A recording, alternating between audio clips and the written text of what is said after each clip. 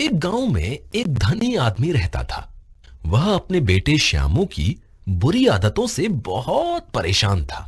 वह जब भी अपने बेटे श्यामू से बुरी आदतों को छोड़ने के लिए कहता तो एक ही जवाब मिलता, पिताजी, अभी मैं छोटा हूं, बड़ा होते ही सारी बुरी आदतें छोड़ दूंगा।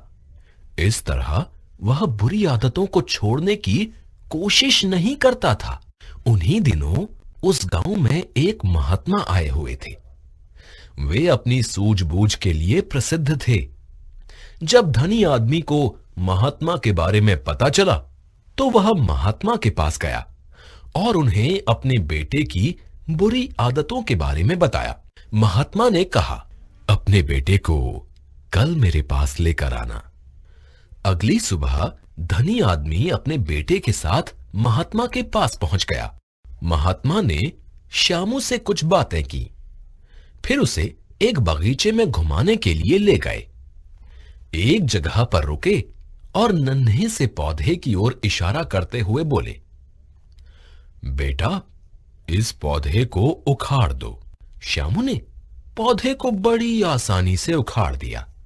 पौधा बहुत ही छोटा था, इसलिए उसे उखाड़ने में ज्यादा ताकत नहीं लगानी पड़ी। फिर महात्मा ने उसे जरा बड़ा सा पौधा उखाड़ने के लिए कहा। श्यामू ने थोड़ा जोर लगाया और उसे भी जड़ के साथ उखाड़ दिया। अब महात्मा ने एक झाड़ी की तरफ इशारा किया और कहा, अब उसे उखाड़ो। श्यामू ने अपनी सारी ताकत लगाकर उस झाड़ी को भी उखाड़ दिया। अंत में महात्मा ने श्यामू को एक अमरूद का पेड़ उखाड़ने के लिए कहा।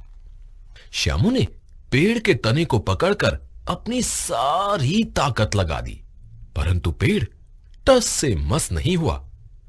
उसकी सांस फूल गई। वह हांफते हुए महात्मा से बोला, महाराज, इस पेड़ को उखाड़ना असंभव है।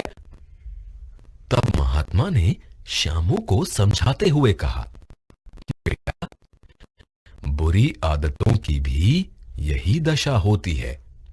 शुरू में उनको उखाड़ फेंकना आसान होता है, परंतु जब उनकी जड़ें फैल जाती हैं तो फिर उन्हें पूरी ताकत से उखाड़ने की कोशिश करने पर भी नहीं उखाड़ा जा सकता। इसलिए तुम अभी से अपनी बुरी आदतों को छोड़ दो। श्यामू के मन में महात्मा की बात बैठ गई। उसने अपनी बुरी आदतों को उसी दिन से सुधारना शुरू कर दिया, जिससे उसकी बुरी आदतें धीरे धीरे जाती रहीं। संदेश: शुरुआत में ही अपनी बुरी आदतों को छोड़ देना चाहिए।